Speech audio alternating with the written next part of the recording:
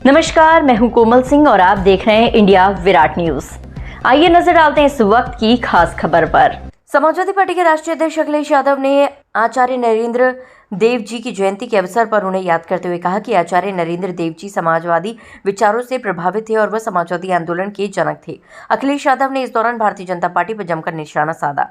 उन्होंने दावा किया कि देश की खुशहाली का रास्ता समाजवादी आंदोलन से ही होकर निकलेगा। आचार्य नरेंद्र देव जी मानवता के प्रति, राष्ट्र के प्रति और कैसे हमारा राष्ट्र बहुत मजबूत हो, जहां वो समाजवादी विचारों से प्रभावित थे, वहीं बौद्ध शिक्षा या बौद्ध आंदोलन से भी प्रभावित रहे। इस देश के जनक हैं वो समाजवादी आंदोलन के।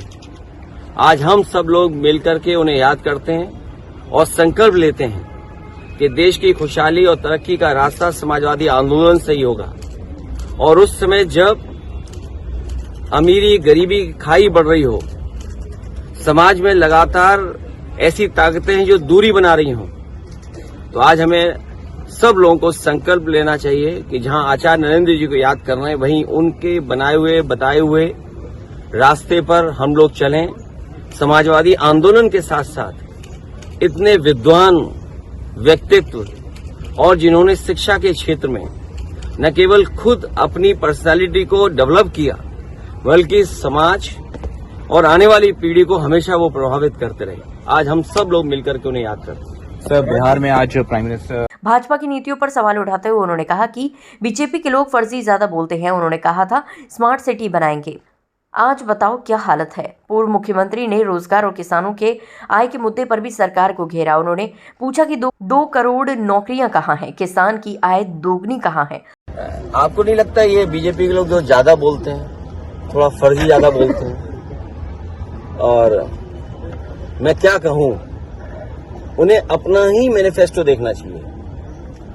मैं जब आपके बीच में आया हूं, मैं खुद आधे घंटे ट्रैफिक में फंस गया। याद कीजिए, जब गोवा में पहला मैनिफेस्टो लॉन्च हुआ था, उन्होंने कहा कि हम नए शहर बसाएंगे, स्मार्ट सिटीज बनाएंगे। आज बताओ क्या हालत है। जहां हम खड़े हैं उसके पीछे गोमती नदी बह रही है। गोमती नदी का बीओडी क्या है, डीओ क्या है, या कितनी दूषित हो गई है। समाजवादियों ने बनाई, और ये बात इसलिए याद कर दिला रहा हूं कि भारतीय जनता पार्टी ने कहा था कि मां गंगा को साफ करेंगे। ये जो 1 करोड़ की नौकरी बिहार में देने जा रहे हैं, इससे पहले भी 2 करोड़ नौकरी का वादा किया था। वो नौकरियां कहां हैं?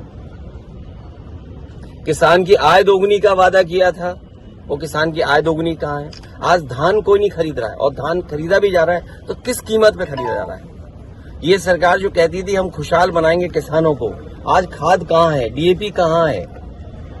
और फिर डॉलर को लुढ़कते हुए देखते थे उस समय।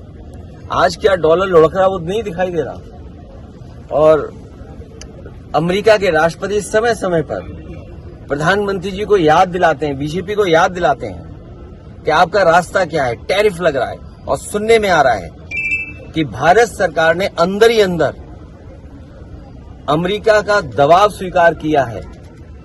जो अमेरिका चाहता था कि टेक्सटाइल इंडस्ट्री में कॉर्न के आने का रास्ता खोला जाए, दूध के आने का और दूध के प्रोडक्ट्स का रास्ता खोला जाए, इस भारतीय जनता पार्टी की सरकार ने लगता है स्वीकार कर लिया है। आपके जो महागठबंधन अखिलेश यादव ने प्रधानमंत्री नरेंद्र मोदी पर अमेरिका के राष्ट्रपति द्वारा की गई टिप्पणी को लेकर भी तीखा हमला किया। उन्होंने कहा कि अमेरिका के राष्ट्रपति हमारे प्रधानमंत्री को किलर कह रही हैं। उन्होंने मांग की कि भारतीय जनता पार्टी को देश को बताना चाहिए कि अमेरिका जैसा देश उनके प्रधानमंत्री को इस तरह क्यों कह रहा है।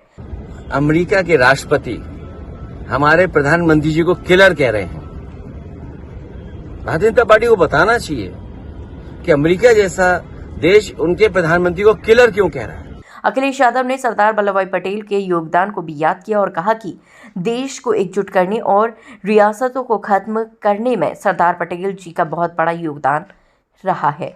वो कह रहे हैं कि कांग्रेस ने जो है सरदार पटेल की लेगेसी को नहीं माना और आतंकवाद के सामने झुक गई। सरदार पटेल जी का बहुत बड़ा योगदान रहा है। जिस तरह आज हम आचार्य नरेंद्र देव जी को याद कर रहे हैं, सरदार पटेल जी का भी बहुत बड़ा योगदान रहा है।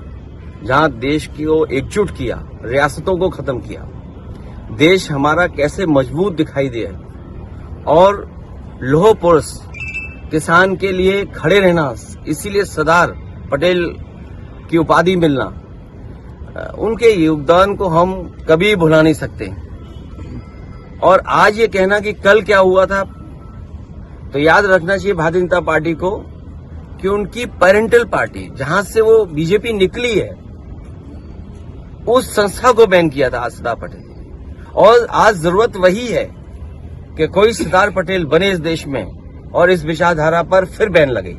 आरएसएस वर्कर्स ना।